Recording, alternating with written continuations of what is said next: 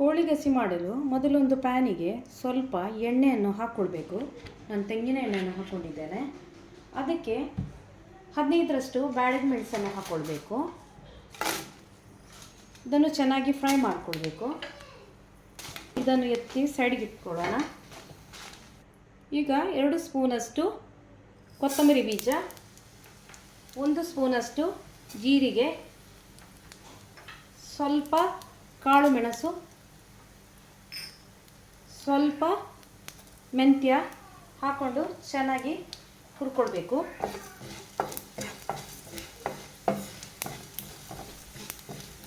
ಹಾಗೆ ಸಾಸಿವೆ, ಒಂದು ಸಣ್ಣ ಪೀಸ್ ಚಕ್ಕೆ, 2 ಏಲಕ್ಕಿ, 4 ಲವಂಗ ಹಾಕ್ಕೊಂಡು ಫ್ರೈ ಮಾಡ್ಕೊಳ್ಬೇಕು. ಇದರ ಒಳ್ಳೆ ಘಮ ಬರೋ ತನಕ ಫ್ರೈ ಮಾಡ್ಕೊಳ್ಬೇಕು. ಹೀಗೆ ಇದು ಆಗಿದೆ. ಇದನ್ನು ಸೈಡಿಗೆ ಇಟ್ಕೊಳ್ಳೋಣ. ಒಂದು ನೀರುಳ್ಳಿಯನ್ನು ಹಾಕ್ಕೊಳ್ತಾ ಇದ್ದೇನೆ. ಹಾಗೂ 7ರಿಂದ 8 ಎಸಳಷ್ಟು ಬೆಳ್ಳುಳ್ಳಿಯನ್ನು ಹಾಕ್ಕೊಳ್ತಾ ಇದ್ದೇನೆ. ಇದನ್ನೀಗ ಚೆನ್ನಾಗಿ ಫ್ರೈ ಮಾಡ್ಕೊಳ್ಳೋಣ.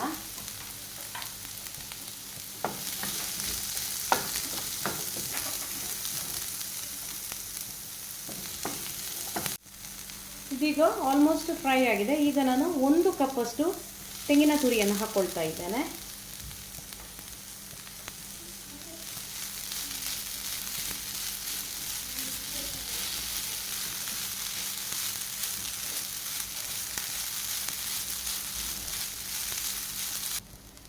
ಒಂದು ಸ್ಪೂನಷ್ಟು ಅರಿಶಿಣದ ಹುಡಿಯನ್ನು ಹಾಕ್ಕೊಳ್ತಾ ಇದ್ದೇನೆ.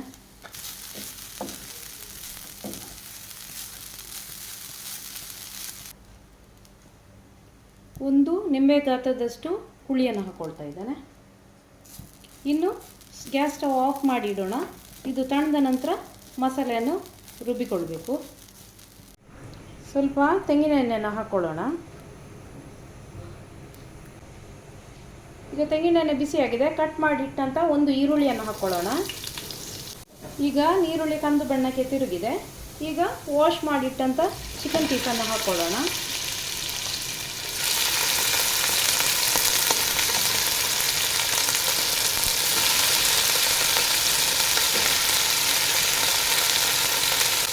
ಈಗ ಇದನ್ನು ಈ ಥರ ಚೆನ್ನಾಗಿ ಮಿಕ್ಸ್ ಮಾಡ್ಕೊಳ್ಳೋಣ.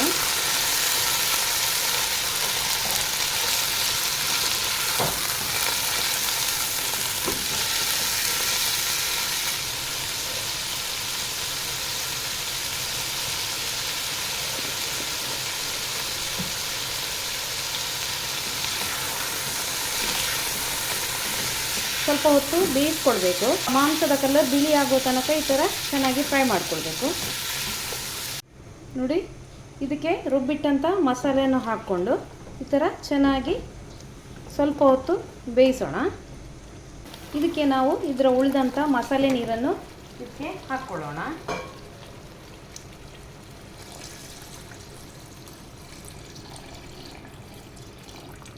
ಇನ್ನು ಇದನ್ನು ಚೆನ್ನಾಗಿ ಮಿಕ್ಸ್ ಮಾಡ್ಕೊಳ್ಳೋಣ. ಹಾಗೂ ರುಚಿಗೆ ತಕ್ಕಷ್ಟು ಉಪ್ಪನ್ನು ಹಾಕ್ಕೊಳ್ಳೋಣ. ಇನ್ನು ಇದು ಗ್ರೇವಿ ಕುದಿಯಕ್ಕೆ ಬಿಡಬೇಕು. ನೋಡಿ, ಇದೀಗ ರೆಡಿಯಾಗಿದೆ. ಇನ್ನು ಇದಕ್ಕೆ ಗಾರ್ನಿಷಿಂಗ್ಗೋಸ್ಕರ ಸ್ವಲ್ಪ ಕೊತ್ತಂಬರಿ ಸೊಪ್ಪನ್ನು ಹಾಕ್ಕೊಳ್ಳೋಣ.